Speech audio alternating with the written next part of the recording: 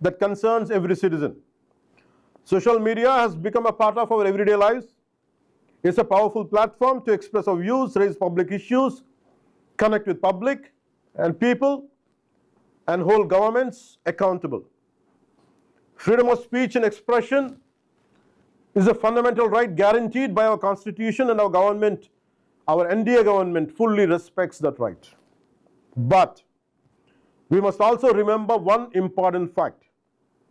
Freedom of speech is not absolute or unconditional. It has its own limitations, and it comes within its own legal implications when it violates the rights of others. Article 19, Clause 2 of the Constitution places reasonable restrictions in the interest of the sovereignty and integrity of India, national security, public order, decency, morality, defamation, and preventing incitement to offenses. In simple words, freedom of speech does not mean the freedom to abuse. I reiterate, freedom of speech does not mean the freedom to abuse. You have the right to criticize government. You have the right to question us. You have the right to disagree with our decisions. This is democracy, and we welcome it. But abusing someone, issuing death threats, spreading false allegations, targeting women, insulting religious beliefs,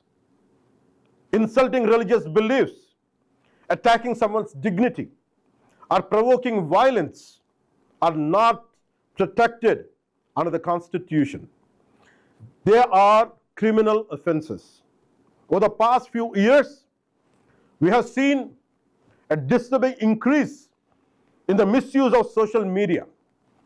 People are hiding behind fake accounts to spread filthy language, personal abuse, character assassination, false propaganda, fake allegations without evidence, morphed content, death threats, and organized harassment.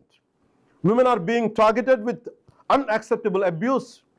Even our gods and goddesses are being insulted with malicious intent. This is not freedom of expression. This is not healthy criticism. This is not democracy. Let me make one thing very, very clear. Constructive criticism, fair comment, and satire have an important place in democracy. We have absolutely no objection to people expressing different opinions.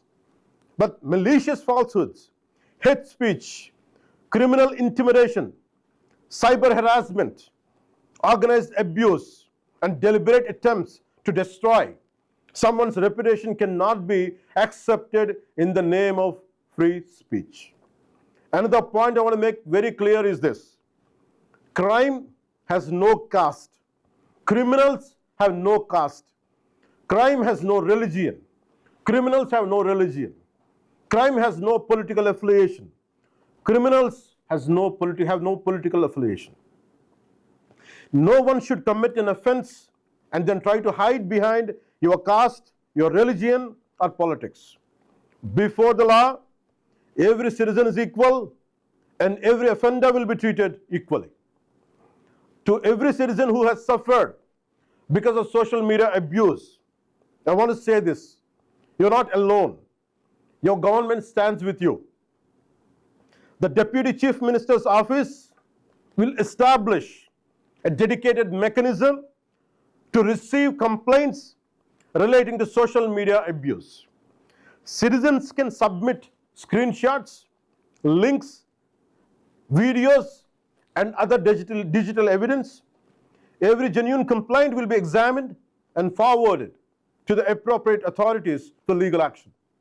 I also appeal to responsible citizens to help identify fake accounts and habitual offenders who repeatedly misuse social media to spread abuse, threats, misinformation, and hatred.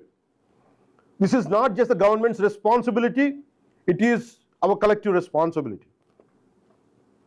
Whatever criminal offenses are disclosed, strict legal action will be taken under the Bharatiya Nyaya Sanhita, BNS, the Bharatiya Nagarik Suraksha Sanhita, BNSS, the Information Technology Act 2000, and other applicable laws. Depending on the nature of the offence, legal action may include BNS Section 351, criminal intimidation, including death threats and anonymous threats. BNS Section 352, intentional insult intended to provoke a breach of peace. BNS Section 353, false statements, rumors, and electronic communications that create public mischief or incite offences. BNS Section 356, defamation and damage to reputation. BNS Section 79, words, gestures, or acts intended to insult the modesty or dignity of a woman. BNS Section 299, deliberate and malicious acts intended to outrage religious feelings. I reiterate again. BNS Section 299, deliberate and malicious acts intended to outrage religious feelings. BNS Section 196, promoting enmity or hatred between different groups and disturbing public harmony. Information Technology Act Section 66C and 66D, identity theft, fake accounts, and online impersonation. Information Technology Act Section 67, publishing or transmitting obscene material in electronic form. Where necessary, unlawful online content may also be dealt with under the provisions of Section 69A of the Information Technology Act in accordance with the law. A dedicated task force will also be established to coordinate with cybercrime police and other law enforcement agencies to identify organized offenders and ensure swift action against serial and serious social media crimes. I have one request to each and everyone and each and every citizen. If you come across fake accounts, death threats, abuse against women, insults to religious beliefs, organized misinformation, or any unlawful content, do not encourage it by forwarding or by amplifying it. Preserve the evidence, screenshots, URLs, dates, and other details, and report it to the authorities. Your cooperation can help prevent many, many crimes. If stronger safeguards are required, further, the government is prepared to examine appropriate legislation. I'm saying it again. If the so-called laws are not enough, if stronger safeguards are required, the NDA government is prepared to examine the appropriate legislation to address the misuse of social media while fully protecting the constitutional right to freedom of speech. Finally, let me leave you with one simple message. Our words should reflect responsibility. Our language should reflect respect. Our freedom should always be exercised with accountability. Social media should bring people together, but not to divide society. You question us, you criticize us, you express your opinions, but do it with dignity.